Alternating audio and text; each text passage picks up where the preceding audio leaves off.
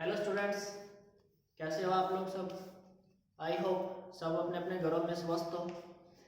आज अपन फिजिक्स का चैप्टर चल रहा था, उसके अंदर टॉपिक करेंगे आवेश के गुणधर्म कि आवेश क्या क्या प्रॉपर्टी रखता है। तो आज अपन पहले बात करेंगे किसकी, आवेश के गुणधर्म की, यानी आवेश क्या क्या प्रॉपर्टी रखता है। पहला है कि समान प्रकृति के जो आवेश होते हैं वो एक दूसरे को क्या करते हैं, प्रतिकर्षित करते हैं।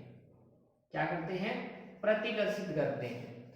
समान प्रकृति का मतलब हो गया कि अगर दो चाहे प्लस है चाहे दोनों क्या है, माइनस है, यानी या तो दो धनात्मक आवेश है या दो क्या है, ऋणात्मक आवेश है, तो ये एक दूसरे को क्या करेंगे, प्रतिकर्षित करेंगे।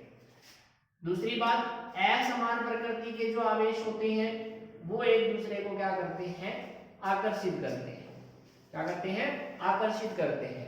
असमान प्रकृति का मतलब होता है कि दोनों अलग अलग प्रकृति के होने चाहिए। जैसे एक प्लस है तो दूसरा माइनस होना चाहिए, एक माइनस है तो दूसरा क्या होना चाहिए, प्लस होना चाहिए। ठीक है। दूसरा अपन बात करते हैं मात्रक की। मात्रक की अगर मैं बात करना चाहूं तो एमकेएस पद्धति के अंदर जो मात्रक होता है वो कल भी आपको बताया था, वैसे मैंने, क्या होता है, कूलाम होता है। क्या होता है, कूलाम होता है।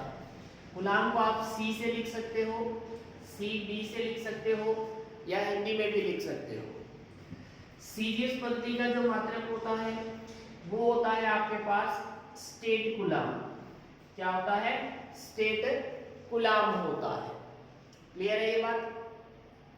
अब देखिए आगे की बात करें अपन तो आवेश जो होता है उसकी विमा की बात करते हैं। विमा की अगर मैं बात करना चाहूं तो देखिए आवेश जो होता है वो धारा के रूप में रिप्रेजेंट किया जाता है, यानी कि Q इज इक्वल टू आप लिख सकते हैं आई टी। आई यहाँ पर क्या होती है, धारा होती है, करंट होता है। टी यहाँ पर क्या होता है, समय होता है। तो विमा की अगर मैं बात करना चाहूं तो M0 L0, धारा की विमा होती है A1 और समय की विमा होती है T1। तो आपके पास आ जाएगा T1 A1। तो ये आपके पास किसकी विमा बन जाएगी, Q की विमा बन जाएगी, यानी कि आवेश की विमा बन जाएगी। M0 L0 T1 A1 विमा निकालना आप लोगों ने 11th क्लास में सीख रखा है, तो इसमें ज्यादा कोई समस्या नहीं आएगी। चलिए अब महत्वपूर्ण बात यह है कि आवेश जो होता है इसका मान क्या होता है, क्वांटीकृत होता है। क्या होता है, क्वांटीकृत होता है। ठीक है। छोटा छोटा मान होता है उसको क्वांटा बोला जाता है, और ये मान हमेशा क्या रहता है, क्वांटीकृत रहता है। इस बात का क्या मतलब है कि आवेश जो होता है वो Q बराबर प्लस माइनस NE फॉर्म में मिलेगा आप लोगों को। हमेशा किस फॉर्म में मिलेगा, Q बराबर प्लस माइनस NE फॉर्म में मिलेगा, जहां N जो होता है वो एक पूर्ण गुणज होता है। क्या होता है, पूर्ण गुणज होता है। पूर्ण गुणज का मतलब ये होता है कि जो N की वैल्यू होगी वो 1 2 3 4 डैश डैश इस प्रकार से होगी। कभी भी आपको जो आवेश होगा उसका मान ऐसे नहीं मिलेगा कि 2/3 Q 1/2 Q, यानी ये वाला जो होता है ये क्या होता है, अंश गुणज होता है। तो पूर्ण गुणज के रूप में मिलेगा, कभी भी आप लोगों को अंश गुणज के रूप में नहीं मिलेगा। क्लियर है ये बात यहाँ तक। अब देखिए E जो है यहाँ पर इलेक्ट्रॉन का चार्ज होता है। इलेक्ट्रॉन पर जो चार्ज होता है वो माइनस का 1.6 गुणा 10 की पावर माइनस 19 कूलाम होता है। अब आपके पास दिमाग में ये बात आ गई होगी कि Q बराबर क्या है हमारे पास, प्लस माइनस NE है। N की जो वैल्यू है वो आपके पास क्या हो जाएगी, 1 2 3 4 हो जाएगी, और E की जो वैल्यू है वो हमारे पास क्या है, माइनस की 1.6 इंटू 10 की पावर माइनस 19 है। अब ध्यान देना कि यहाँ पर ये जो माइनस लगा हुआ है ये क्या कर रहा है, इलेक्ट्रॉन की ऋणात्मक प्रकृति को दर्शा रहा है। किसको दर्शा रहा है, ये इलेक्ट्रॉन की ऋणात्मक प्रकृति को दर्शा रहा है। तो ये बात हमेशा ध्यान रखनी है, इस फॉर्मूले को भी आपने ध्यान रखना है कि Q बराबर क्या होता है आपके पास है, प्लस माइनस NE होता है। तो ये आवेश के आपके पास कुछ गुणधर्म थे कि समान प्रकृति के आवेश एक दूसरे को प्रतिकर्षित करते हैं, विपरीत प्रकृति के आवेश एक दूसरे को आकर्षित करते हैं। आवेश का मान हमेशा क्या होता है, क्वांटिक अर्थ होता है, यानी कि हमेशा आप लोगों को पूर्ण गुणज के रूप में मिलेगा, कभी भी वंश गुणज के रूप में नहीं मिलेगा। आवेश की जो विमा होती है वो आप लोगों को बता दी थी मैंने, क्या होती है, m0 l0 t1 a1 होती है। ठीक है, अब देखिए आवेश अगर एक से ज्यादा हो जाए, आवेश क्या हो जाए, एक से ज्यादा हो जाए तो उनका क्या होता है, बीज गणितीय योग होता है। क्या होता है, बीज गणितीय योग होता है। अब आप लोगों को ये बात भी पता होगी कि बीज गणितीय योग किनका होता है। सबसे पहले अपन बात करते हैं बीज गणितीय योग की, कि बीज गणितीय योग क्या है।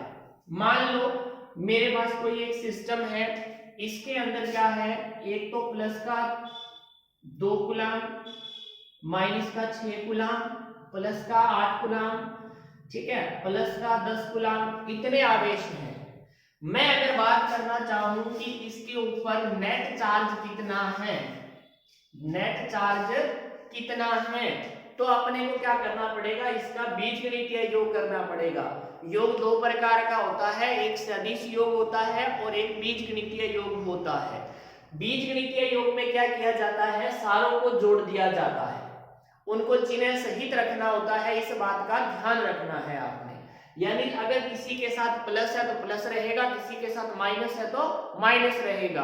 तो बीजगणितीय योग कैसे होता है देख लीजिएगा, यहाँ पर कितना है, प्लस का 2 कूलम, यहाँ कितना है, माइनस का 6 कूलम, यहाँ कितना है 8 कूलम और यहाँ कितना है 10 कूलम। जैसे मान लो आपको ये दे दिया जाता है 2x plus 3y minus x plus 5y, तो इसका आप लोग कैसे करते हो, x वालों को जोड़ लेते हो, यानी कि 2x माइनस 1x करोगे तो क्या बचेगा, x बचेगा, और y वालों को भी जोड़ देते हो, यानी 3y प्लस 5y कितना हो जाएगा आपके पास, 8y हो जाएगा।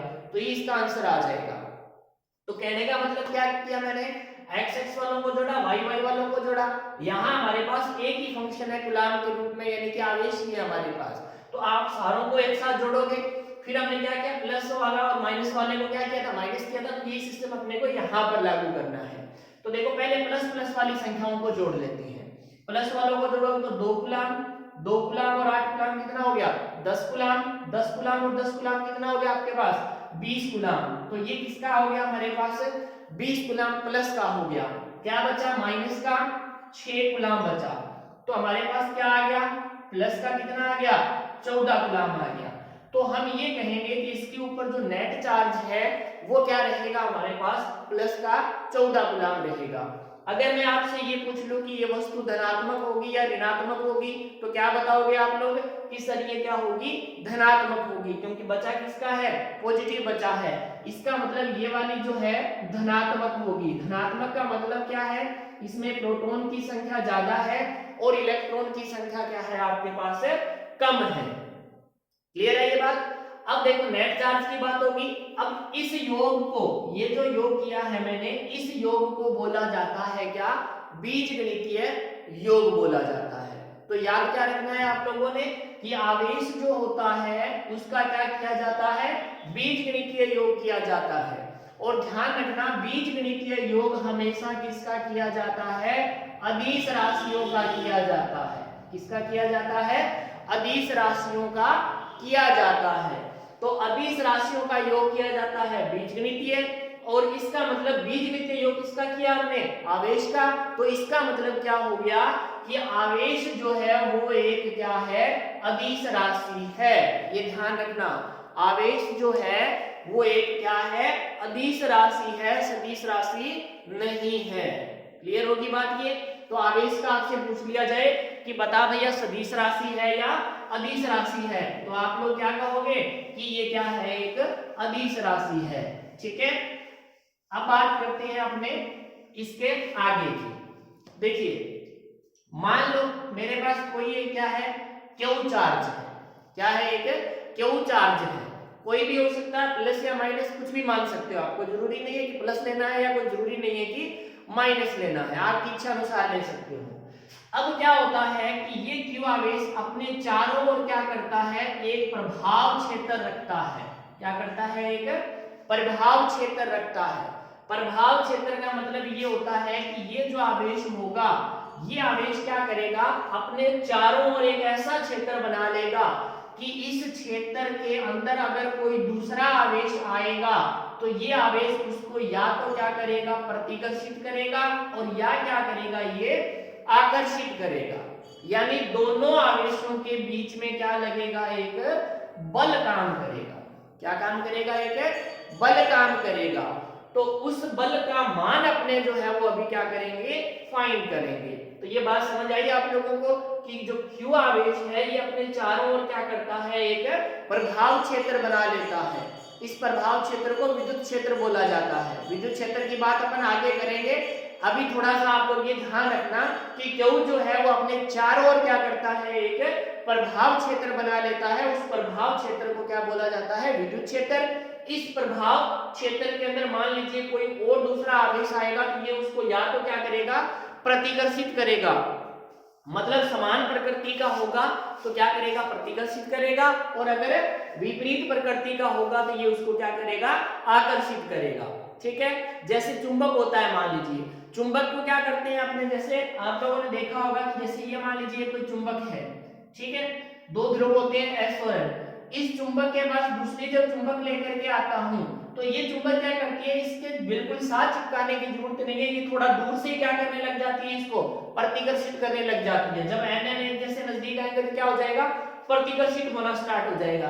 तो उसमें कोई जादू थोड़े होता है, जादू नहीं होता उसमें। उसमें क्या होता है कि ये जो चुंबक है ये अपने चारों ओर क्या करती है, इस पोल की साइड में क्या करती है, एक प्रभाव क्षेत्र बना लेती है।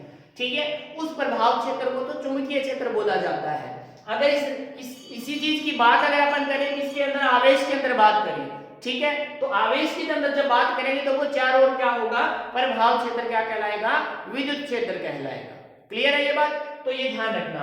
अब उसके अंदर जो लगने वाला जो बल होता है, उस बल की जो बात की थी वो बात की थी कूलाम नामक वैज्ञानिक ने। किसने की थी, कूलाम नामक वैज्ञानिक ने। इसलिए उसने ये बताया था कि अगर दो आवेश नजदीक नजदीक पड़े हैं, स्थिर अवस्था में है, बिंदुवत आवेश है। बिंदुवत आवेश का मतलब होता है कि उनकी विमाएं क्या होती है, उनकी दूरी की तुलना में ज्यादा कम होती है, तो उसे क्या बोला जाता है, बिंदुवत आवेश बोला जाता है। तो अगर ये कूलाम के नियम की बात करें, अपने क्या करें, अपने कूलाम के नियम की बात करें, तो सबसे पहले तो ये क्या होता है, स्थिर आवेशों के लिए लागू होता है। किसके लिए लागू होता है, ये स्थिर आवेशों के लिए लागू होता है।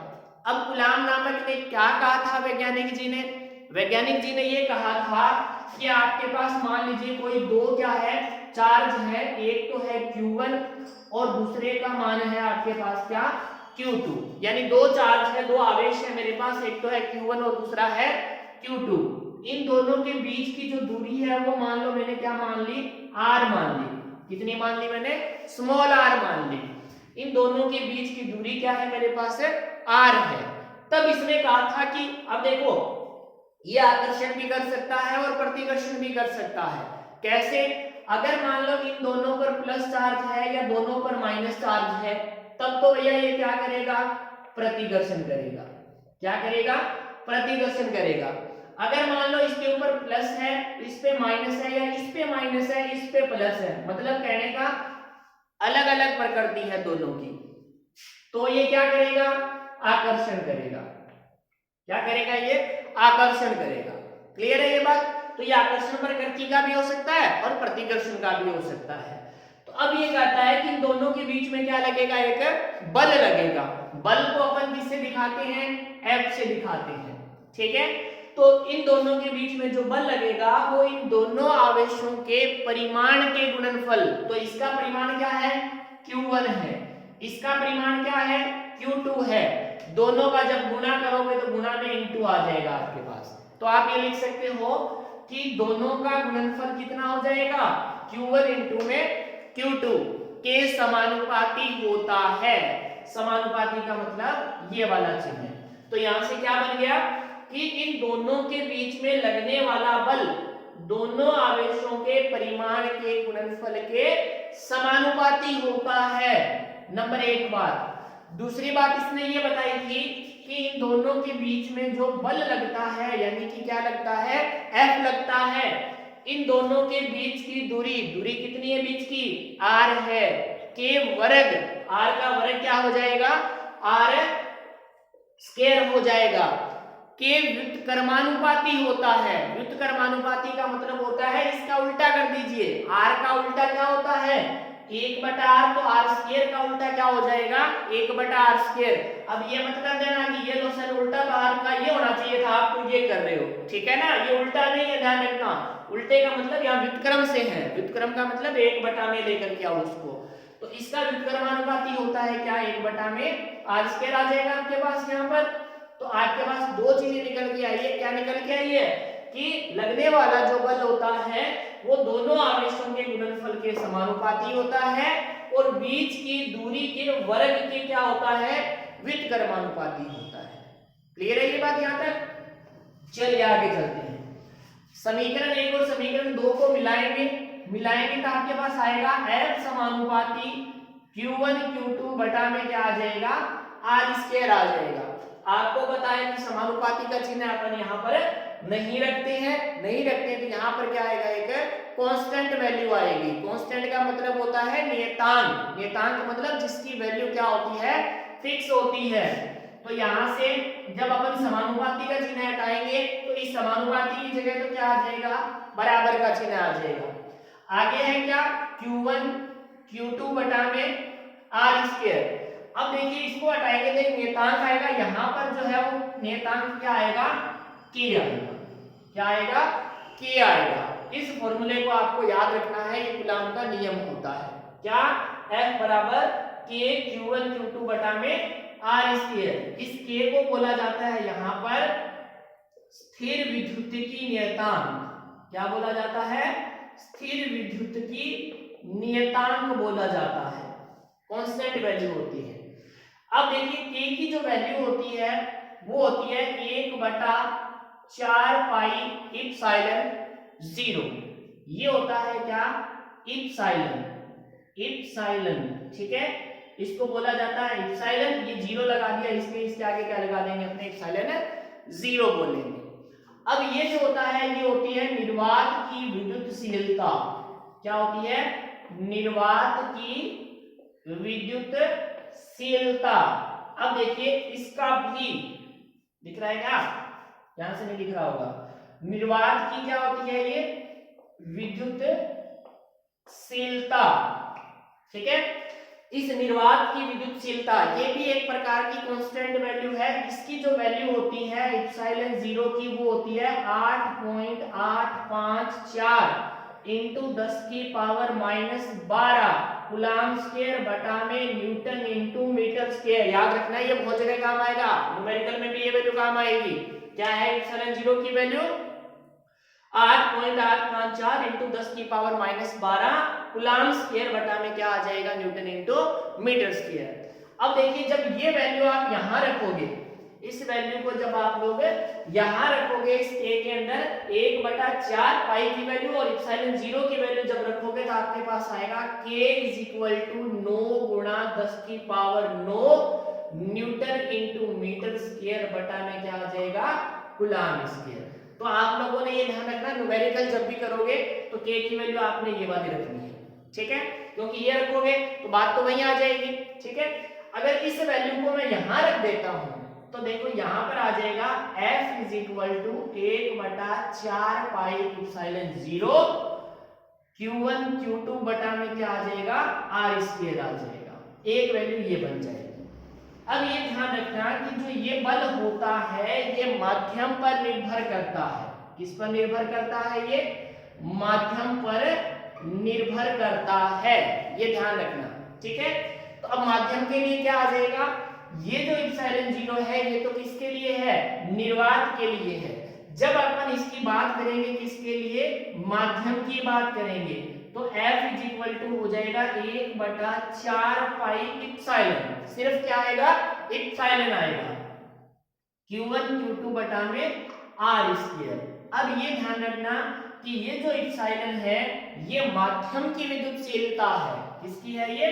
माध्यम की विद्युतशीलता, और ये हर माध्यम के लिए अलग अलग होती है। इसकी वैल्यू आप लोगों को याद करनी पड़ेगी या न्यूमेरिकल में दिया होगा, तो ये ध्यान रखना कि हर माध्यम के लिए, जैसे हवा के लिए एक होती है, ठीक है, तो ये क्या होता है, हर माध्यम के लिए अलग अलग होती है। तो ये हमारे पास कूलाम का नियम था। उसने ये कहा था कि अगर कोई दो आवेश पड़े हैं तो उन दोनों के बीच में जो बल लगता है वो उन दोनों के गुणनफल के, परिमाण के गुणनफल के समानुपाती और बीच की दूरी के वर्ग के क्या होता है, व्युत्क्रमानुपाती होता है। ठीक है, जब इसको सोल्व करेंगे तो आपके पास F इज इक्वल टू क्या आ जाएगा, k q1 q2 बटा में r स्क्वायर, k की वैल्यू पुट करोगे तो F is equal to 1/4 pi epsilon 0 q1 q2 बटा में r स्क्वायर। एप्सिलॉन 0 की वैल्यू याद रखनी है 8.854 × 10 की पावर -11 कूलम्ब स्क्वायर बटा न्यूटन इनटू मीटर स्क्वायर होती है। k की वैल्यू क्या याद रखोगे, 9 × 10 की power 9 newton into metre square बटा में कूलम्ब स्क्वायर आ जाएगा। क्लियर है ये बात, समझ आ गई होगी। आज के लिए अपन इतना ही करेंगे, कल अपन आगे स्टार्ट करेंगे। इसके लिए आपने चैनल को अभी सब्सक्राइब नहीं किया तो चैनल को सब्सक्राइब कर लीजिए। धन्यवाद।